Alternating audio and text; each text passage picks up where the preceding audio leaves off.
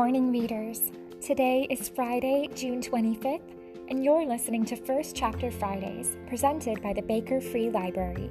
My name is Juliana, and I am the library's Youth Services librarian. Welcome to this week's program. Each Friday throughout the summer, I'll be sharing the first chapter of a book with you that explores, in either a big way or a small way, the animal kingdom. If you like today's chapter, you can place a reserve on the featured book using the library's catalog or by calling the library at 224-7113. While you're listening today, jot down any thoughts, questions, or ideas you have about the story. You can also color or draw, pick up your room, build with Legos, or work on a craft project while you listen. All right, let's jump into today's story.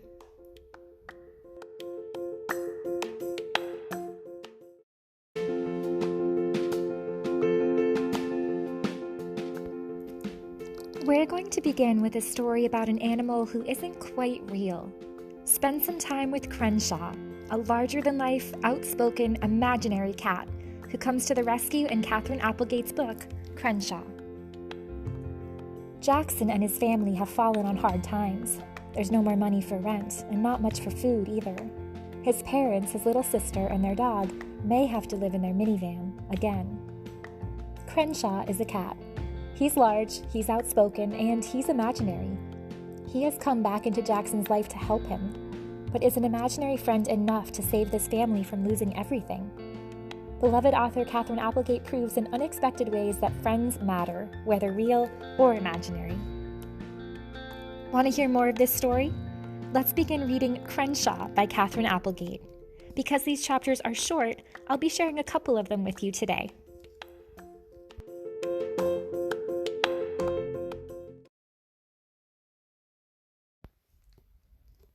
Part 1.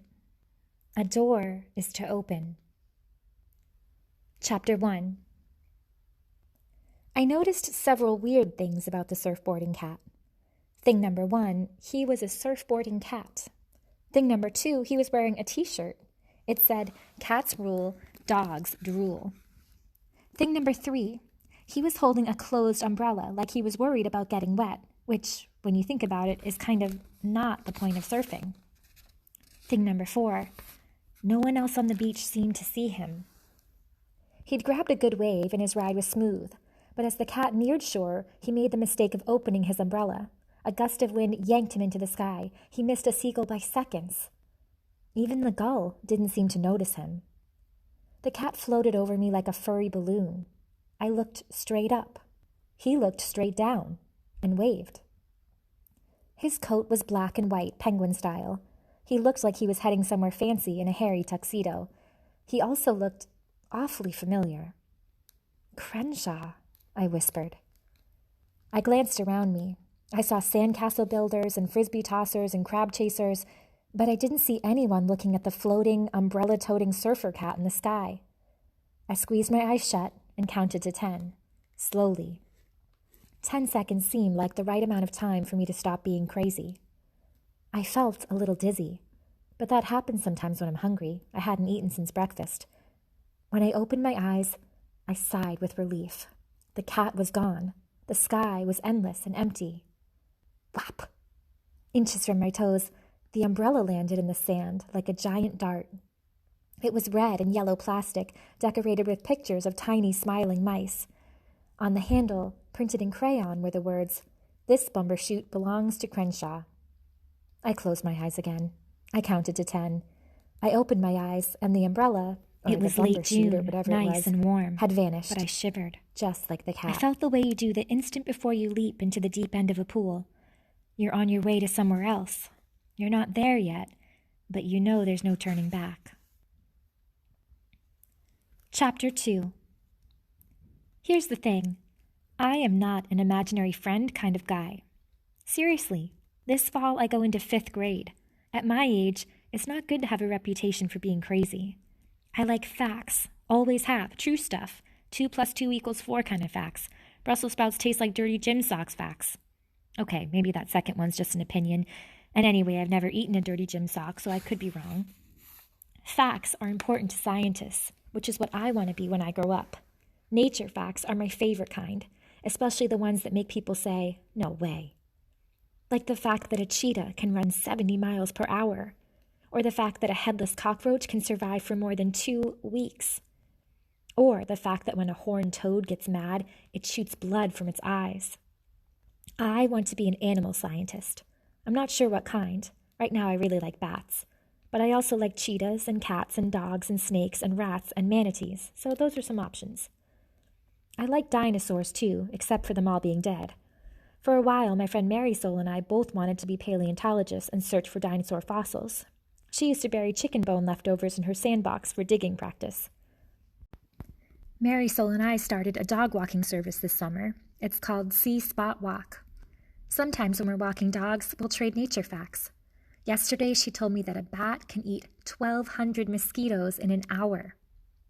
Facts are so much better than stories. You can't see a story. You can't hold it in your hand and measure it. You can't hold a manatee in your hand either, but still, stories are lies when you get right down to it, and I don't like being lied to. I've never been much into make-believe stuff. When I was a kid, I didn't dress up like Batman or talk to stuffed animals or worry about monsters under my bed. My parents say, when I was in pre-K, I marched around telling everybody I was the mayor of Earth, but that was just for a couple of days. Sure, I had my Crenshaw phase, but lots of kids had an imaginary friend. Once my parents took me to see the Easter Bunny at the mall. We stood on fake grass next to a giant fake egg in a giant fake basket. When it was my turn to pose with the bunny, I took one look at his paw and yanked it right off. A man's hand was inside. It had a gold wedding ring and tufts of blonde hair.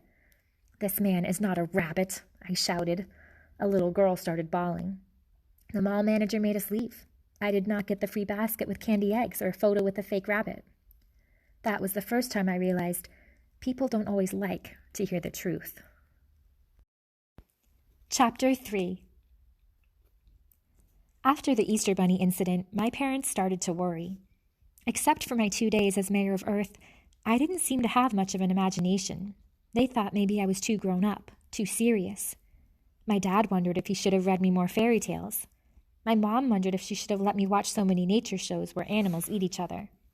They asked my grandma for advice. They wanted to know if I was acting too adult for my age. She said not to worry. No matter how adult I seemed, she told them, I would definitely grow out of it when I became a teenager. Chapter 4. The first time I met Crenshaw was about 3 years ago, right after first grade ended. It was early evening, and my family and I had parked at a rest stop off a highway. I was lying on the grass near a picnic table, gazing up at the stars blinking to life. I heard a noise, a wheels-on-gravel skateboard sound. I sat up on my elbows. Sure enough, a skater on a board was threading his way through the parking lot. I could see right away that he was an unusual guy. He was a black and white kitten, a big one, taller than me. His eyes were the sparkly color of morning grass. He was wearing a black and orange San Francisco Giants baseball cap. He hopped off his board and headed my way. He was standing on 2 legs, just like a human. "Meow," he said. "Meow," I said back because it seemed polite. He leaned close and sniffed my hair. "Do you have any purple jelly beans?" I jumped to my feet. It was his lucky day. I just happened to have 2 purple jelly beans right in my jeans pocket. They were a little smushed, but we each ate one anyway. I told the cat my name was Jackson. He said, yes, of course it is. I asked him what his name was. He asked, what did I want his name to be? It was a surprising question, but I had already figured out that he was a surprising guy. I thought for a while. It was a big decision. People care a lot about names. Finally, I said, Crenshaw would be a good name for a cat, I think. He didn't smile because cats don't smile, but I could tell he was pleased. Crenshaw it is, he said.